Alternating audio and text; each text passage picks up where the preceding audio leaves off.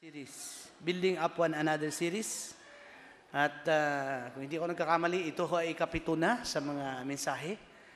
At nung nakaraan po, mula nung nag-resume tayo ngayong September, it speaks about accepting one another. Last Sunday, admonish one another. At ngayon naman po ay yung tinatawag natin, serve one another. Now, in order for us to have that, to gain that goal of building up a church, kailangan gawin natin yung mga bagay na yon. Accepting, admonishing, ibig sabihin, rebuking one another, correcting one another, at ngayon po, serve one another. Ibig sabihin, maglingkod sa bawat isa. Okay? Maglingkod sa bawat isa. Yan po ay naaayon sa salita ng Panginoon sa Galatia, chapter 5, verse 13. Pwede ho bang tayong lahat ay tumayo para po sa pagbabasa ng salita ng Panginoon? Amen. Hallelujah. Maiksi lamang po iyan. Amen. Ngunit kailangan po nating basahin. Okay? Mga kapatid, tinawag kayo upang maging malaya. Ngunit huwag naman ninyong gamitin ang inyong kalayaan upang masunod ang hilig ng laman, kundi maglingkod kayo sa isa't isa sa diwa ng pag-ibig. Tayo po'y manalangin. Amang banal, maraming salamat sapagkat sa inyong pag-ibig, Lord, nagkaroon po ng direksyon ng aming buhay. Salamat sapagkat ang mga bagay na siyang aming matutunan ay magbibigay sa amin ng kalakasan at sigla at sigasig, Panginoon, upang gawin namin magmahalan sa bawat isa, sapagkat ito ang nais niya sa amin at ito po ang path to fulfillment, O God, and righteousness. Salamat po sa oras na ito sa pangalan ni Jesus. Amen. Makakaupo na po ang bawat isa at marami pong salamat. Meron pong isang pastor, sa US po ito, and I believe that ito po ay nangyayari din sa atin sa bansang Pilipinas. Pero sa Amerika, very common po yung mga pastor doon na nagkaroon po sila ng community drive for the community na maramdaman po ang kanilang presensya as a church.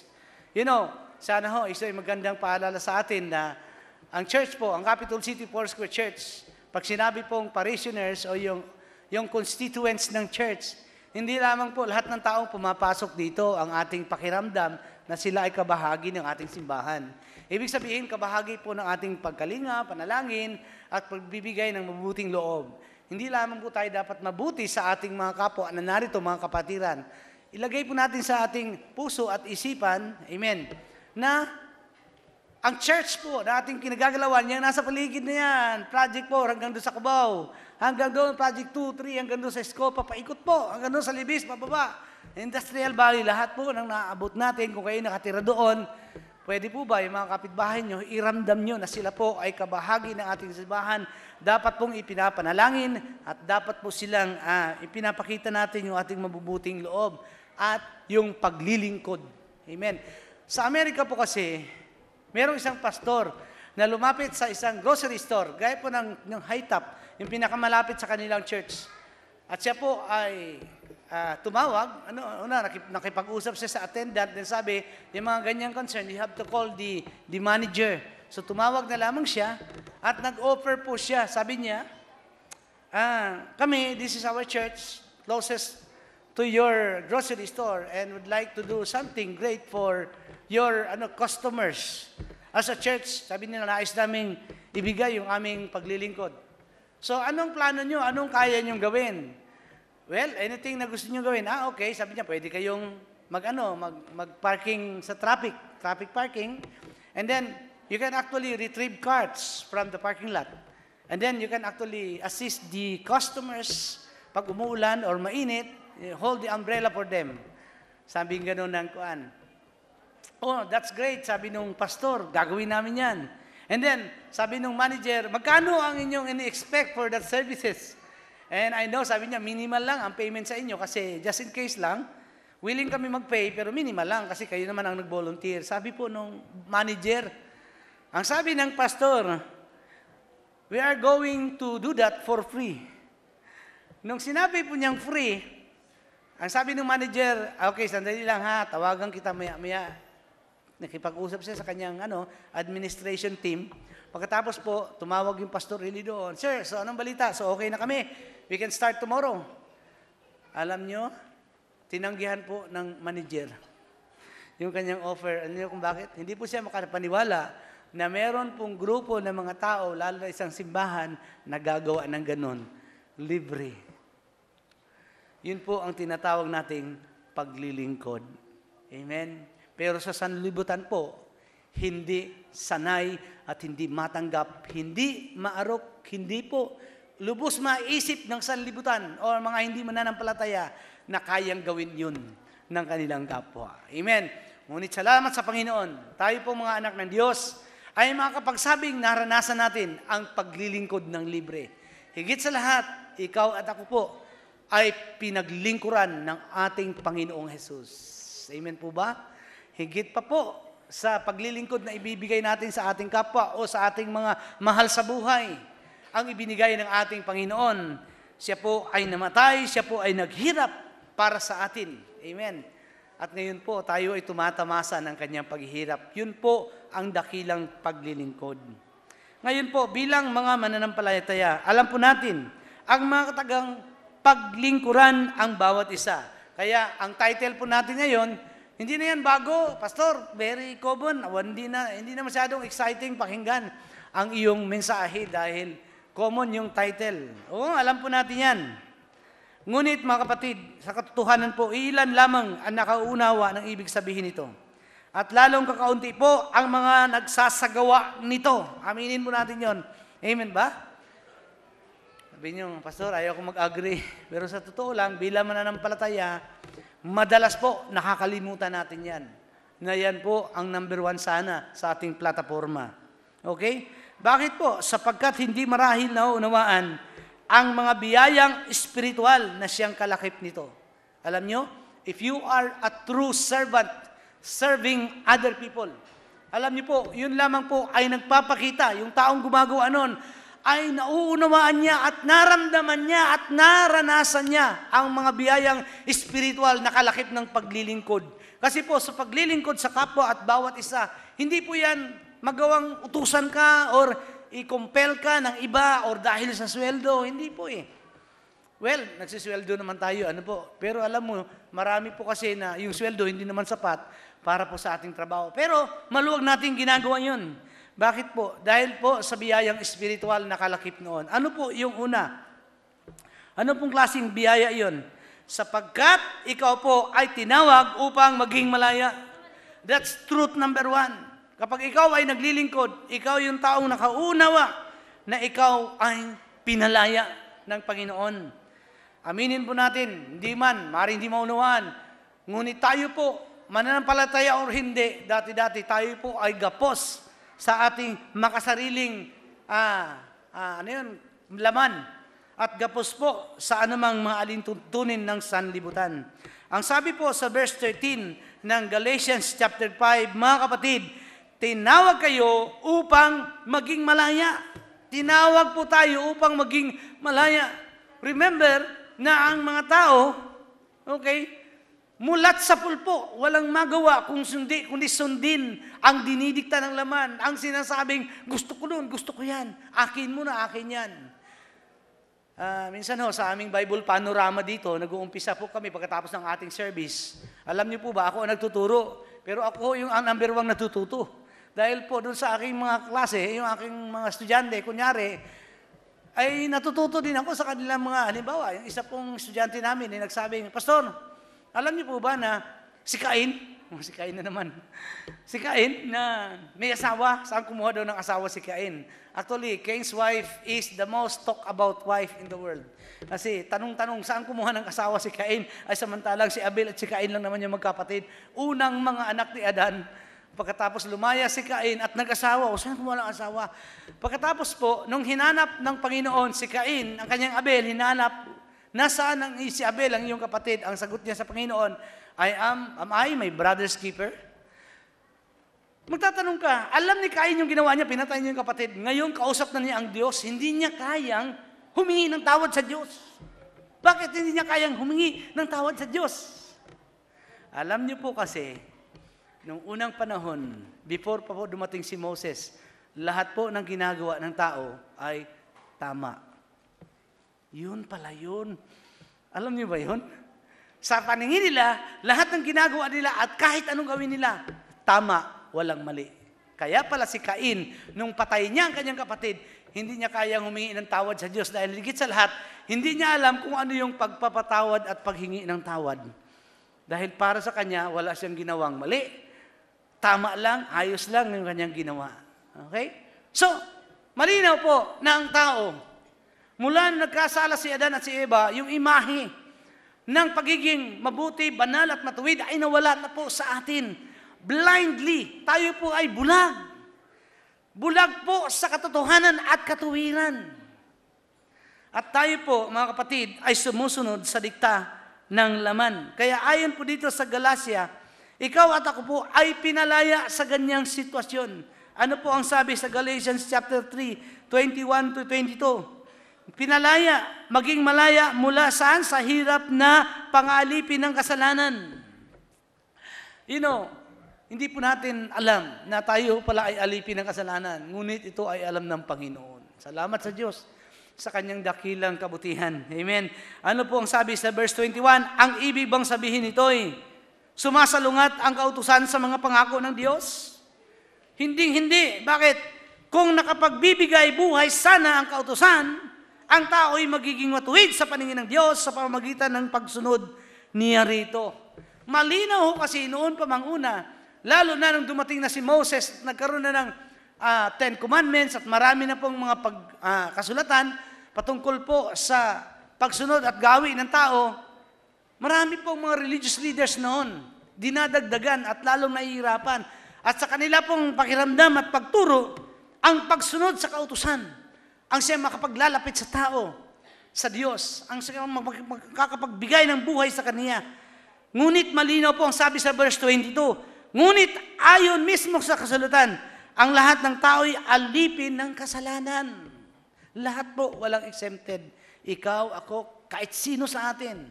Mga tao ng unang panahon, mga tao sa hinaharap at darating pang mga panahon, lahat po ay alipin ng kasalanan. Tayo po ay ipinanganak ng mga dalo. Mga anak ganyan. Alam mo ba yun? Nakita ka bang bata pag inanganak, ganyan ang mga palad, yung baby? Wala naman. Lahat nakaganyan. Yung anak kong panganay, yung nagpapiano dito, nilalagyan nyo ng piso. Ay, kahit saan makarating yan. Kahit tulog yan, hindi mabitawan yan. Ganyan po ang tao. Yun po yung likas, normal sa atin yan at tayo po ay alipin. Sabi nga po sa Romans, walang naghanap, walang may kakayanan, wala kahit sino ang may kakayanan na hanapin ang Diyos. Lahat po tayo ay ligaw, lahat po tayo ay nagmamarcha papunta sa kamatayang spiritual. Amen. Ngunit ayon sa kalusutan, ang lahat ng tao ay alipin ng kasalanan. Kaya't ang ipinangako ng Diyos ay matatanggap sa pamamagitan ng pananalig kay Hesus Kristo. What is that promise that God has given? Na ang bawat isa will be justified and will be redeemed. How? Not by obeying and receiving the law. Hindi po sa pagsunod, kung hindi sa pamamagitan ng pananalig. Now, sino ba itong Jesus na ito? Sino ba itong Hesus Kristo na ito? Bakit kailangan tayong manalig sa Kanya? Tao din siya. Yes, 100% na tao. Yes. Pero sa requirement po ng kautusan ay binigay po ng Diyos. Si Jesus lamang po ang naka-perfect niyan. Salamat sa Panginoon sapagkat meron pong isang naka-perfect, ang ating Panginoong Hesus. Sabihin mo, Pastor, wala yun. Wala, kasi Diyos yun eh. Diyos yun eh. Parang sabihin natin, madaya ang Diyos, ano? Parang sasabihin ganun. Bakit? Diyos yun eh. Kahit sino ba naman? Dati nang matuwid yan eh. Diyos yan. Maaari ba magkasala ang Diyos? Hindi po. Alam niyo po, patas po ang Panginoon. Nung siya po ay dumating sa lupa sa pamamagitan ng reincarnation, siya po ay ipinanganak sa pamamagitan ni Maria. Nagkaroon po siya po ay naging 100% tao. 100%. And at the same time, 100% na Diyos. Kasi marami kasing nagsasabi na si Jesus daw nung nasa lupa, hindi siya Diyos. Mali yun. Si Jesus nung nasa lupa, siya ay 100% tao. Katulad natin na may takot, nararamdaman din yung pangamba. May pag-alala. Oh, may pag-alala. Natatakot din siya. Di ba? I-explain ko po sa inyo mamaya.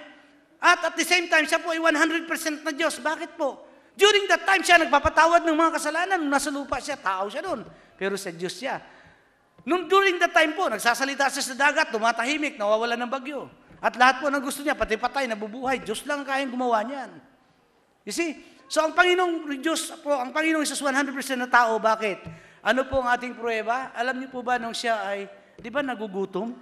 Nagugutom siya. Kung siya po ay hindi 100% na Diyos, hindi po siya dadalhin ni Satanas. Di, Holy Spirit ang nagdala. Pero doon sa wilderness, si Satanas ang ano doon. Anong tawag dito na nagtitempt, dinutokso siya at ginagawa siyang makasalanan. Sambahin mo ako, bla bla bla. Ay nako. Yun po ang number one pruweba na si Jesus, 100% tao. Kasi kung siya ay Diyos noon, alam naman ni Satanas, bakit niya ititempt ang Diyos? Hindi po. Pangatlo po, naalala niyo, nung siya po ay nasa Garden of Gethsemane, nung siya po ay dadakpin na kasi pinagkanulo ni Judas, at parating na, at di ba umiiyak siya sa panalangin, at yung kanya pong mga luha at ang kanyang pawis, dugo na ang lumalabas. Ano po ang kanyang sabi? Lord, kung pwede pa lamang, let this cup pass over me. Itong pahirap na ito, Lord, yung pagpako sa krus, hindi lang yung pako, yung kahihiyang dadanasin, yung kamatayan. Ilan po dito ang takot mamatay? Aber? Yung takot mamatay. Huwag mo sabihin, ako lang. Totoo man. Takot man tayo mamatay. Bakit gusto pa natin mabuhay? Kaya uminom tayo ng maintenance. Ano po? Kaya kumakain tayo ng tama at nag-exercise. Takot mamatay. Bakit? Gusto pa natin mabuhay. Ganon din si Jesus. Kung pwede pa lang, Ama, sabi niya, wag mo na ako paranas nito. Pwede mo nang gawin yan. Ikaw makapangyarihan. Pwede man.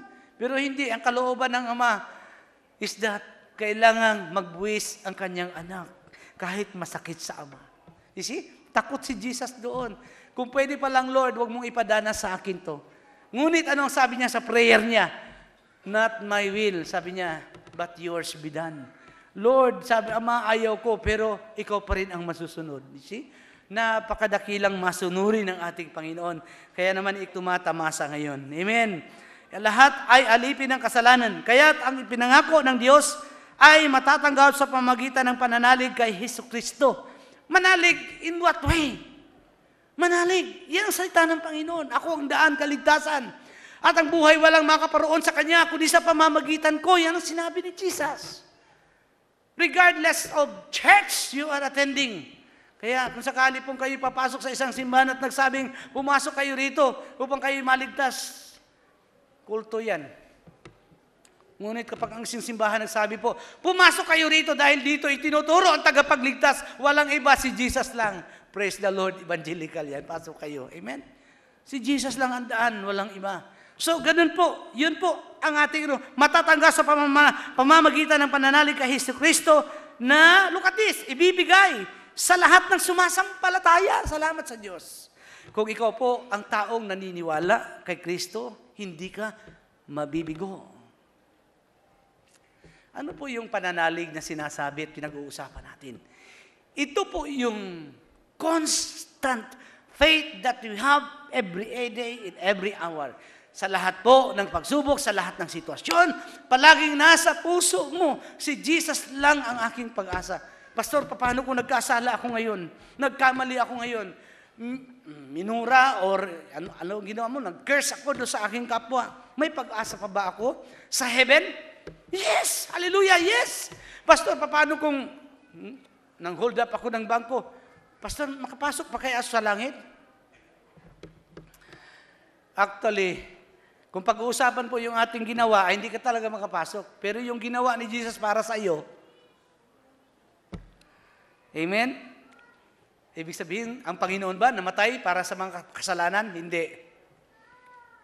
Sa mga taong, ang Panginoon ba namatay para sa mga makasalanan? Lahat naman makasalanan.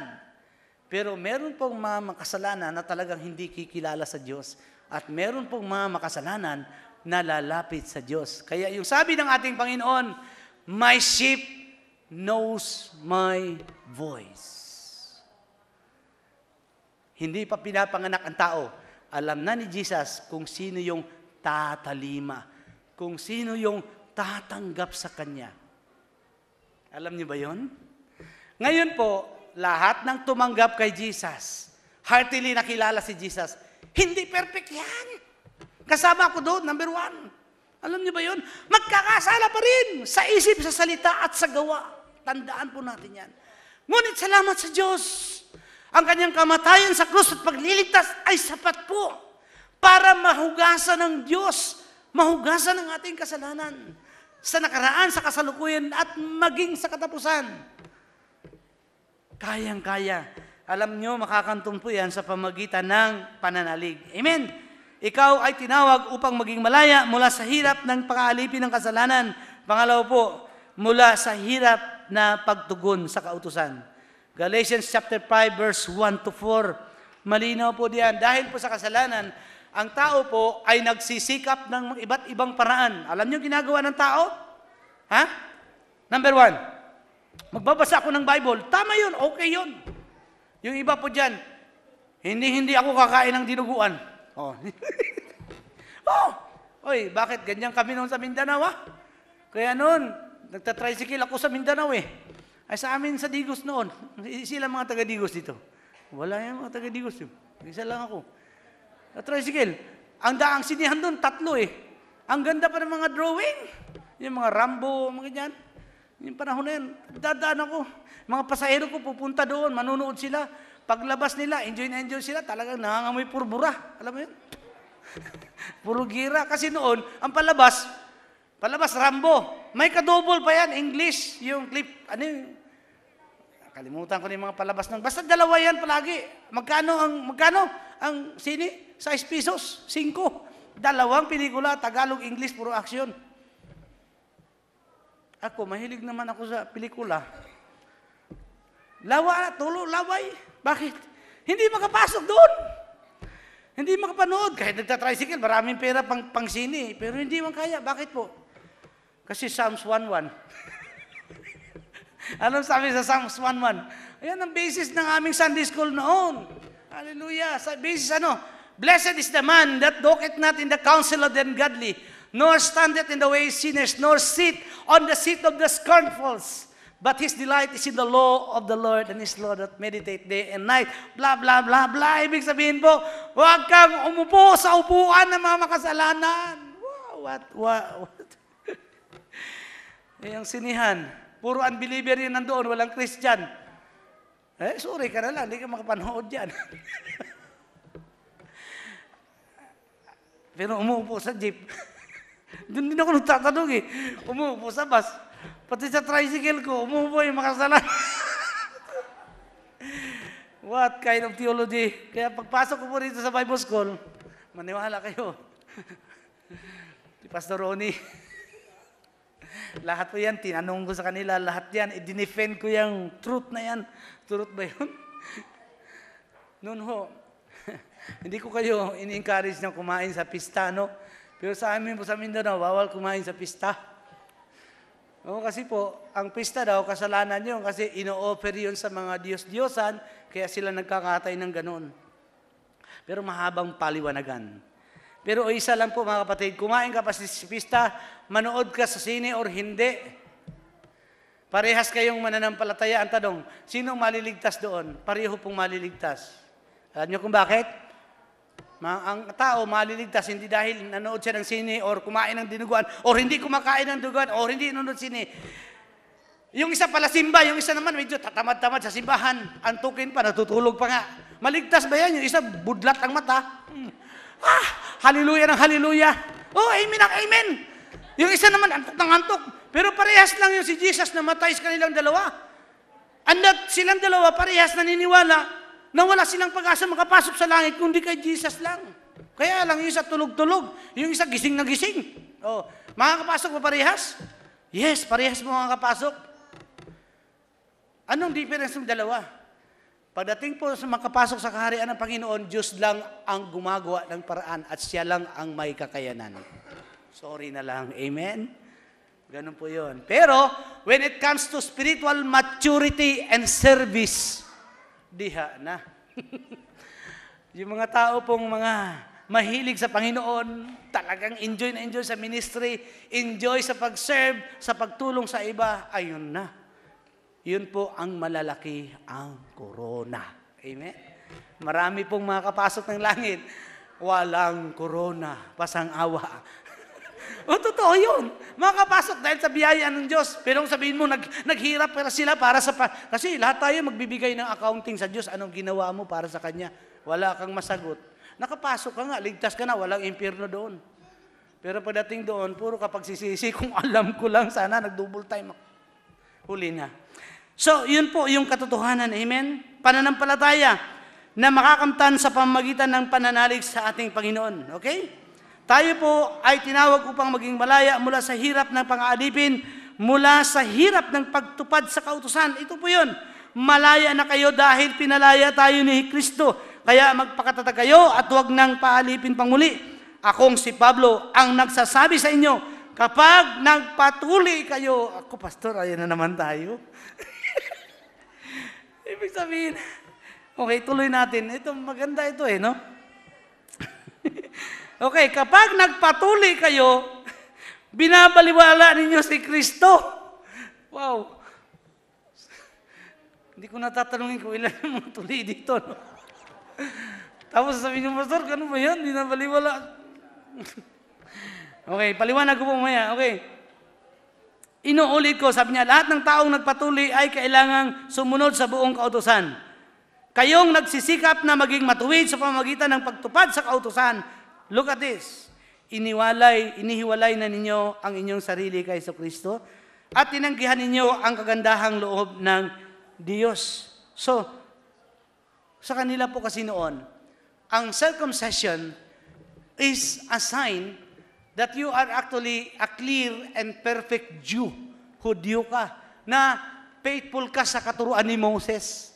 Ang turo po niyon, kailangan ang mga Israelita, pag 8 days old na, kailangan tuliin. Pagkatapos po, sila po ay dinadala sa templo para i-dedicate. Okay? Yun. So, lahat po ng mga tuli sa Hudyo noon, ibig sabihin, sumusunod yun. Sila po ay religiously Jew. Okay? Sila po yun. Ngayon, dumating po ang panahon na nagkaroon po ng mga Griego, mga Gentile na mga hindi tuli. Pagkatapos po, pumapasok sa synagogue. At sila po, ang tingin sa kanila ng mga Hudyo, ng mga tuli, hindi sila kabilang sa atin, hindi sila circumcised. Sila ay mga asong hintil. Hindi dapat sila dito, dapat huwag silang sumasamba sa Diyos. Sige, kung magsamba man sila, doon sila sa likod. Huwag silang lalapit sa atin. Ganun po ang tingin nila noon. Okay? Nung dumating po ang Ebanghelyo, ang ating Panginoon, sa pamagitan po ng Apostol Pablo, hindi ganyan. Ang bagong covenant, the new covenant is not anymore about circumcision or about following the law. It is about Jesus Christ who fulfilled the law. Si Jesus po ay tuli. Yes, on the 8th day. Dinedicate sa templo. At higit sa lahat po na nakasulat sa law, nasunod niya, hindi nagkasala. Ang sabi po ng salita ng Panginoon, dahil diyan, lahat ng naniniwala, lahat ng nananalig kay Jesus, na anak ng Diyos at namatay sa krus para sa ating kasalanan, maliligtas. All you have to do is to believe, maniwala lamang po at yakapin ang katotohanan. At ikaw po ay magiging malaya, ikaw po ay maliligtas. Dahil po diyan, ang kaligtasan pala ay nakakamtan sa pamamagitan ng biyaya ng Panginoon. Kaya ikaw at ako po ay inuutusan ng Diyos na maglingkod sa bawat isa. Sabihin natin, Pastor, wag na lang yan kasi nagpunta ako dito sa church.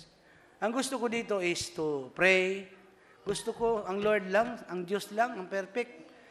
Kaya pumasok ako sa church kasi gusto kong enjoy ang presensya ng Diyos. Kung katapos ngayon, tuturuan mo kami na mahalin ng kapwa, paglingkuran ng kapwa, yung katabi ko rito. Samantalang dati, kasama ko lang itong nagtutulak. Alam niyo ba yan?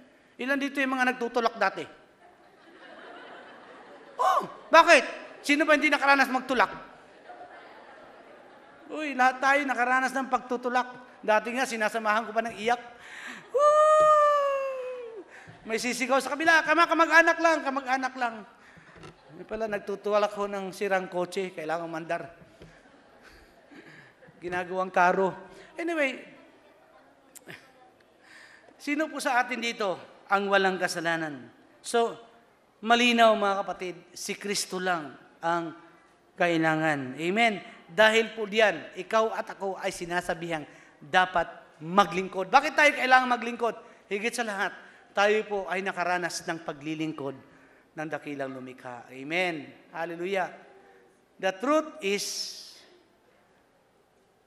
hindi mo po pwedeng paghiwalayan ang Diyos at iyong kapatid. Mali yun sabihin mo, Pastor, kasi gusto ko si Jesus lang, mag-worship lang ako dyan.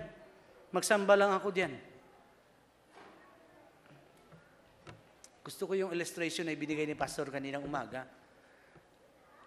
Meron pong isang masugid na manliligaw na binata na medyo may edad na at ang kanya pong napusuan, yung babae na byuda. At yung byuda po ay may 2 anak na lalaki. At hindi lang po basta-basta lalaki dahil mga brusko, mahaba buhok. At medyo malalaki na po. Alam mo, mga teenager na malalaki. At kasi laki na rin niya. Ang anak ng babaeng iniibig niya, byuda yun no? Ang sabi ng lalaki is that, papakasal ako sa iyo, pero paano naman yung mga anak mo? Ay, ang balita niya, malakas kumain yung mga yun. Pakakainin niya yun. Ang sabi naman ng babae, kung talagang mahal mo ako, hindi lang ako. Kung hindi, itong mga anak ko, mahalin mo rin. Kung ano yung aruga na ibibigay mo sa akin, ganun ang pag-aaruga mo. Hindi po pwede mo kaming paghilawalayin. Kasi mga anak ko yan, gusto ko rin sila, mahal ko sila, pero mahal din kita. Pero kung ayaw mo sa akin, hindi po pwede. Yung kailangan talaga, kapag tinanggap mo ako, sabi ng babae, package yan, kasama itong 2 mga mangumbirahay. Alam mo yung mangumbirahay? Yung mga talagang talagang sumusugod sa pista. Alam niyo po, ganyan po ang Panginoon. Kapag tayo tumanggap sa Panginoon at nagmahal sa Kanya, sorry na lang. Ang sabi ng Lord, marami ditong mga anak ko. Hindi pwedeng ako lang, tapos sila hindi mo mamahalin, hindi mo tatanggapin. Kasama yan. Amen? Maluwag sa isip, tanggapin po natin. Kapag tayo po ay Kristiyano, ang dami nating kapatid. At sa mga kapatid na yan, asungot man, ugali niyan, moody man yan, dalo man yan, or what, self-centered man yan, mahalin mo yan. Bakit po? Yan ay anak din ng Panginoon. At hindi po pwedeng iwalay ng Panginoon yan. Package deal palagi. Amen. Kapag ganyan po ang ating mentalidad, hindi po tayo mahihirapang unawain, tanggapin ang ating kapatid. Amen. Hallelujah. Hallelujah. So, maglingkod sa bawat isa. Bakit po? Sapagkat ikaw ay tinawag upang maging malaya. Pangalawa, sapagkat ikaw ay iniligtas upang maging lingkod. Ikaw po ay tinawag ng Diyos or niligtas ng Diyos upang maging lingkod. Hindi ho para magkuyakoy lamang sa isang upuan at paglingkuran. Ano po ang sabi sa verse 13 muli? Tingnan nyo, mga kapatid, tinawag kayo upang maging malaya, ngunit huwag naman ninyong gamitin ang inyong kalayaan upang masunod ang hilig ng laman, kundi maglingkod kayo sa isa't isa. Maglingkod sa isa't isa sa diwa ng pag-ibig, powered by love. Alam niyo ang dahilan kung bakit natin ginagawa ito? Dahil nagmamahal sa Diyos, ay ang Diyos, Espiritu man. Hindi man natin mayakap, hindi naman natin wala. Pangalawa, ang Lord is self-sufficient. Siya ay mayaman, siya po ay makapangyarihan. Kaya pa ba nating maglingkod sa Diyos? Ang sabi ng Panginoon, kung mahal niyo ako, paglingkuran ninyo ang kapwa, paglingkuran ang bawat isa. Okay? Bakit po natin magagawa ito? Bakit natin magawang maglingkod sa bawat isa? At ano po ang dapat nating dalhin? Taglay po ang kanyang natatanging dakilan. Yan po ang dahilan kung bakit tayo naglilingkod. Higit sa lahat, tayo po ay mga ligtas at iniligtas ng Diyos. So, ano po ang sabi sa Efesos chapter 2 verse 8 hanggang 10? Sapagkat dahil sa kagandahang loob ng Diyos, kayo ay naligtas sa pamamagitan ng pananampalataya at ang kaligtasan ito'y kaloob ng Diyos. Look at this. At hindi sa pamamagitan ng inyong sarili. Hindi ito bunga ng inyong magawa. Kaya't walang dapat ipagmalaki. Ang kaligtasan po, hindi pinaghihirapan. Hindi yan madaan sa pataasan ng grade, padamihan ng na Bible study. Ano pa, yung pahaba, nakailang basa ka na dito? Ilang Bible study ka meron? Ilang kaluluwa na ang nadala mo sa simbahan? May mga tao pong ganun. But praise God for those services. Pero hindi po yun ang paraan para magkaroon ng kaligtasan. Hindi bunga ng inyong mga gawa, kaya't walang dapat ipagmalaki ang sinuman, sapagkat tayo'y nilalang ng Diyos, nilikha sa pamamagitan ni Kristo Jesus. Look at this. Upang iukol natin ang ating buhay sa paggawa ng mabuti. Ayun. Yun po. Kapag ikaw ay ligtas na, wala po tayo dapat laging nasa isip na ang kalooban ng Diyos ay gumawa ng mabuti. Ano yun? E di maglingkod. Ano yun? E di wag maging maramot, wag maging self-centered. Unahin ang kapwa. Lahat po yan ay paglilingkod. Sabi niya, iyan ang layuning pinili ng Diyos para sa atin noong una pa man. Ito po yung tinatawag na doctrine of predestination. Sa iba ho kasing predestination is that ang tao has no self-volition. Ang tao po, once saved, always saved. Ang katuruan po ng iba, ang tao, ang Lord, kapag nagligtas ng tao, pipili lang siya. Ligtas ka, ligtas ka. Kayong iba, hindi, sorry na lang. Hindi ko kayo type. At kayo maliligtas. Hindi po eh. Ang predestination is that it is based on the foreknowledge of God. Ngayon, ang foreknowledge of God na yan, ang kanyang predestination, dahil alam niya ang kinabukasan, alam niya ang dulo, alam man ng Diyos kung sino yung mga tatanggap sa Kanya at hindi. Alam niyo ba yon? Alam na po ng Diyos yan. Kaya si Jesus ipinadala para sa kapatawaran ng mga tao na talaga niyang tatalima. So what happens? Okay? Kaya sinasabi na Jesus na, my sheep knows my voice. Ito mo yung mga tao na talagang maglilingkod sa Diyos, talagang tatanggap sa Panginoon. Huwag kayong magtaka, meron po tayong mga kapatid sa laman na hanggang ngayon hindi pa Christian. Kasi natataka tayo, kala ko may promise ang Panginoon. Alam mo, may mga tao talagang hindi takatanggap sa Diyos. Pero may sinasabi pong Biblia, kung sa tao imposible, sa Diyos walang imposible. Kaya kailangan nating manalangin para sa kanila. Panalangin sila na sila man ay makakilala. So malinaw po. Ang sabi ng salita ng Panginoon is that sa lahat ng mga tumanggap kay Kristo, sa lahat ng mga anak ng Diyos, we are all predestined to do good. Hindi para maging pabadlong sa lipunan. Alam niyo yun, pasaway sa lipunan. Hindi para maging pasaway sa simbahan. Tayo po ay predestined by God to do what He is doing. Kung anong ginagawa ni Jesus, ay siya rin pong gagawin natin. Yan ang dakilang layunin na pinili ng Diyos para sa atin noon pa mang una. Amen. Hallelujah. Kaya yung tanong po na si Judas Iscariote, alam niyo yun?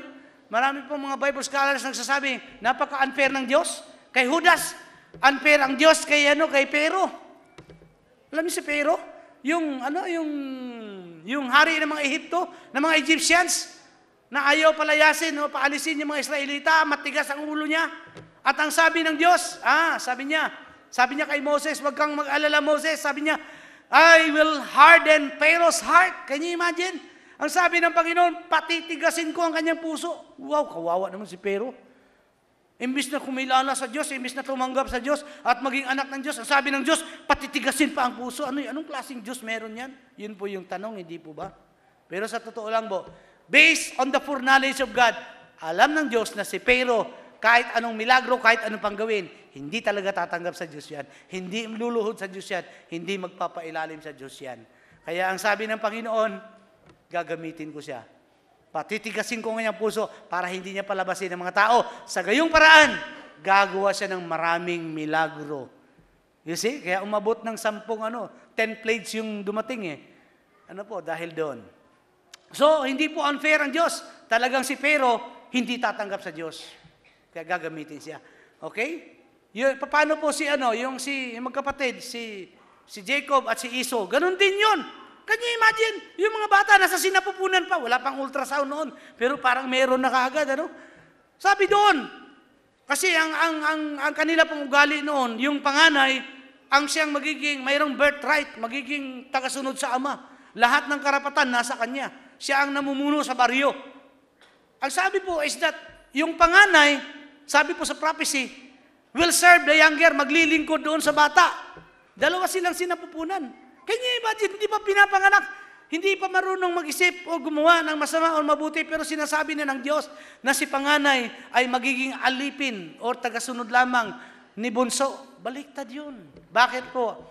Kita naman ng Diyos kasi hindi pa pinapanganak na si Esau, talagang careless yun sa kanyang birthright, walang pakundangan when it comes to spiritual things. Ito namang si Jacob, hindi perfect. Alam mo, supplanter, alam mo yun, madaya, tuso. Pero itong taong ito, walang ginawa kundi naghanap, palaging hinahanap niya ang blessing, sapagkat alam niya, ang blessing comes from the Lord. Kaya gusto niya yun, yung blessing palagi, yung basbas ng Diyos, yung basbas ng kanyang ama. At sabi ng Diyos, hindi pa sila pinapanganak, alam na ng Diyos na mangyayari yun. You see? Yun po ang doctrine of predestination. So, para sa iyo at sa akin, may dakilang layunin ang Panginoon. Mga Kristiyano, mga born again, lahat ng narito, amen. Huwag na po tayong maghanap ng iba pang gawain. Ikaw at ako, tinadhana na ng Diyos, naging mabuti, maging tagasunod, at mabuting lingkod. Kaya, ang mga Kristiyano ngayon, gumawa pa ng hindi magagandang gawain. Tanong ko, nasubukan nyo na? Alam nyo naman na hindi kalooban ng Panginoon yung ginawa mo pa. What happens? Ano nararamdaman mo? Di ba ang hirap matulog sa gabi? Bakit? Hindi ka para doon Ginawa mo pa. Hindi yan ang program sa'yo. Yung prepared, predestined for you to do. Kung di ang atin pong gawain, ay tayo po ay maging katulad ng kanyang anak na si Jesus. Amen. Hallelujah. Ikaw ay iniligtas upang maging lingkod. Kaya maglingkod sa bawat isa. Taglay ang kanyang natatanging dakila layunin. Pangalawa at panghuli na po ito. Taglay ang kaisipan natatanging dakilang lingkod. Wow! Example na po ito. Taglay dapat natin. Ang dakilang, ang natatanging dakilang lingkod, ang kaisipan, the mentality of the true and only great servant, who is that? Our Lord Jesus Christ. Sabi po sa Philippians chapter 2, verse 5 to 8, ano pang sabi? Naway magkaroon kayo ng kaisipan na tulad ng kay Kristo Jesus. Malinaw. Maghanap pa ba tayo ng batayan na kung paano maging mabuti, paano maging mabait, kung paano tayo maging hindi habulin ng gobyerno or lumabag sa anumang batas? Isa lang po, taglayin ang kaisipan ng Panginoong Hesus. Look at this, sabi sa verse 6, anong klaseng kaisipan meron siya? Kahit siya'y likas at tunay na Diyos, hindi niya ipinagpilitang manatiling kapantay ng Diyos. Ito po yung ginagamit ng ibang mga relihiyon na si Jesus ay tao lang. Malinaw niya, kahit siya ay Diyos, pero hindi niya ipinilit. He is a great servant. Mapagkumbaba ang ating Panginoon. Sabi niya, sa halip, kusa niyang hinubad ang pagiging kapantay ng Diyos. Okay? At naging katulad ng isang alipin. How? Hallelujah. Isang Diyos. Ngayon, naging isang alipin. Is it possible? Inutusan ba siya ng Diyos Aba na gawin ito? Hindi. Kusa. Walang nagpilit, walang nag-require. Ginawa niya ito dahil sa kanyang magmamahal. Look at this. Ipinanganak siyang tulad ng mga karaniwang tao at nang si Kristo ay maging tao, nagpakumbaba siya at naging masunurin. Okay? Hanggang kamatayan. Ang maging ito man ay kamatayan sa krus. Okay na sana yung kamatayan Pero yung kamatayan pa sa krus, another level of, yung tinatawag po natin kababaan at kahihiyan. Can you imagine? Diyos na hindi makasalanan, na hindi pwedeng magkasala, Diyos na banal. Mamamatay sa paraan ng pagiging pusakan. Mabigat yun. And during that time, nung siya po ay nakabayubay sa krus, iniwan siya ng lahat ng tao. Okay pa, kaya pang tanggapin yun, ano? Pero nung siya nakabayubay sa krus, alam niya na iniwan siya ng Ama sa langit. Bakit po? Tumalikod ang Ama kasi hindi na kayang tingnan yung kanyang sitwasyon. Hindi matiis ng Ama. Yun ang mabigat sa anak. During that time, ang bigat ng kasalanan ay dala-dala niya. Bakit po? Siya ay dakilang lingkod. Amen? Ang isang dakilang lingkod, tinataglay po natin ang ganong klaseng kaisipan. Paano po ang application ito?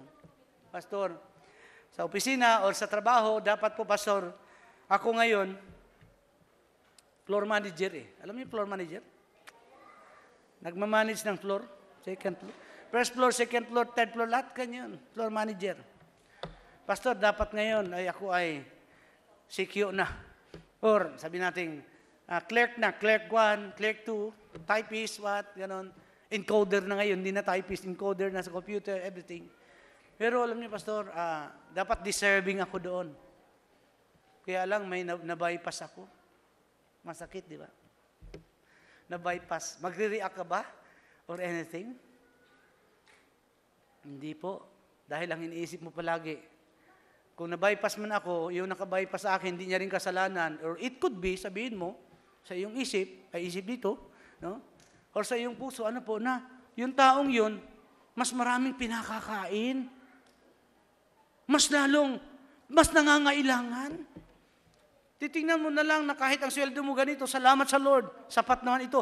Pero yung mas mataas sa iyo ang sweldo, salamat sa Panginoon sapagkat nakatulong ka. Lord, siya na lang kasi mas matindi ang dinadanas niyang problema, maraming bayarin yun. Alam mo, ganun po yung kaisipan ng ating Panginoon. Inuuna ang iba, kapakanan ng iba, bago ang sarili. At ang Panginoon kahit kailan, hindi po nag-isip para sa kanyang sarili. At dahil po sa ginawa niyang yan, nagpakumbaba siya, nagpakailalim siya, para lahat ng tao ay mailigtas. Dahil po diyan, tinanggap ng Diyos ang kanyang sakripisyo. At ang sabi po ng salita ng Panginoon, dahil diyan, lahat ay maninikluhod dahil sa Kanya. Amen? He has the name above every other name, the name, the Lord Jesus Christ. Amen? Kung ikaw ay nagmamahal sa Panginoon at nagsasabing tagasunod ni Kristo, ang number 1 alipin, ang number 1 tagapaglingkod at servant, si Jesus lang. Kaya ikaw at ako ay dapat pong maglingkod sa bawat isa. Bakit? Sapagkat ikaw ay tinawag upang maging malaya. Pangalawa, sapagkat ikaw ay iniligtas upang maging lingkod. Kaya mga kapatid, bilang pangwakas, bilang tunay na tagasunod ni Kristo, marapit nating gampanan ang gawain ng paglilingkod sa lahat ng tao. Hindi lang po kasama sa simbahan, kundi maging sa mga unbelievers, upang sa kanila si Kristo ay makilala at lubusang maranasan ang tunay na kalayaan na siyang maghahatid sa kanila sa isang tunay na paglilingkod. Alam niyo po ba yun? Kahit yung mga unbelievers diyan, because of the service that you have, sila po ay kikilala sa Panginoon at balang araw ay maglilingkod din. Ilan po dito ang nagpi-Facebook? Just this 2 hours ago. Ako po ay nagtingin, may nakita ako doon, isang shared na link. Yung isa pong Amerikano na atheist, hindi siya Catholic, hindi siya Muslim, hindi siya Christian. Siya po ay, nagdi-deliver ng pizza. Ilan yung nakapanood dito? Mayroon nagdi-deliver ng pizza. Yung araw na yun, siya po ay hirap na hirap, gutom na gutom, may problema sa bahay. Pero pina-duty siya ng kanilang manager, nalika, delivery ka, magpunta kayo ng mga 6 o'clock punta siya. Mag-deliver ka, kailangan mo dali ito. Maraming order ang mga pizza. Yung address binigay. Pagdating doon, nagulat sa simbahan pala. At yung simbahan po is in the middle of the service. Ganito po, nagsisimba. Andun siya, may lumabas na usher. Pagkatapos nakita ng pastor, sige, pasok ka, dyan lang sa pinto. Wala. Kasi po, by the way, sa Japan or sa ibang countries na, yung mga medyo asinsadong countries, pero may mga simbahan po doon, hindi malalaki, maliliit lang. Alam niyo po ba na sa kanila, libre po ang lunch? Ganyan po sa Japan, libre ang lunch. Mga miyembro, pakain ng church yun. May kanin, tapos may isang ulam, halimbawa po, puro adobo, yun lang isang kain. Tapos sa mga tao, pagkatapos ng service, hindi uuwi. Kainan sila dyan, kainan. O di walang umuwi. Ganun po yung itsura ng church na ito na pinasok. Nung nag-deliver ng pizza, kanina ko lang napanood. At ito po ay kanyang nirecord, nagsasalita siya, tumutulo ang luha, atheista. Hindi niya akalain, yung mga tao doon sa loob, nung makita siya, hindi daw kaano-ano, hindi siya kilala. They didn't even know na I am going into something, going through to something na naghihirap siya. Wala siyang pampakain sa pamilya niya during that time. At yung mga tao po, nagpatak-patak. Nagpatak-patak dyan, parang offering. Bla, bla, bla, bla. Si pastor, nag-post sa kanyang message, offering muna, offering. Pang alam nyo, pang tip pala doon sa tip, bibigay doon sa kuan. Dali-dali siya, binigay sa kanya, nakasobre, kalat-kalat pa. Pagpasok niya sa kanyang kotse, delivery truck, binilang niya. Tapos nag-record po siya sa cellphone, umiiyak siya.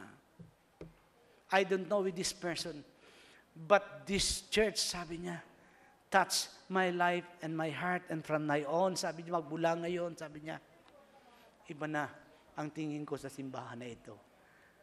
Pinakita niya, niladlad niya, may $1, may $5, gusot-gusot pa. Alam niyo, more than $700 ang tip. Can you imagine? Delivery, pizza boy. Ang halaga lang ng kanyang pizza, $300. Ang tip na bigay sa kanya, $700, sobra. Alam niyo kung bakit po nangyari yon? Yung taong yon, na born again, tumutulo ang luha, hinipo ng banal na espiritu. At siya po ay papasok sa church. Hindi sa iniimbitahan, dito ka na magsimba, hindi po. Kundi dahil sa paglilingkod ng mga naroon. Amen? Hallelujah. Pwede ba nating awitin? Make me a servant. Tumayo po tayong lahat. Amen? Make me a servant. Humble and meek. Ito po ay isang prayer ng isang lingkod. Lord, let me lift up those who are weak, and may the prayer of my heart always be, make me a servant. Make me a servant today. Sige po, awitin natin. Amen. And I believe, madali po natin ma-memorize ito. Gawin po natin itong isang awit ng panalangin sa Panginoon. Hallelujah.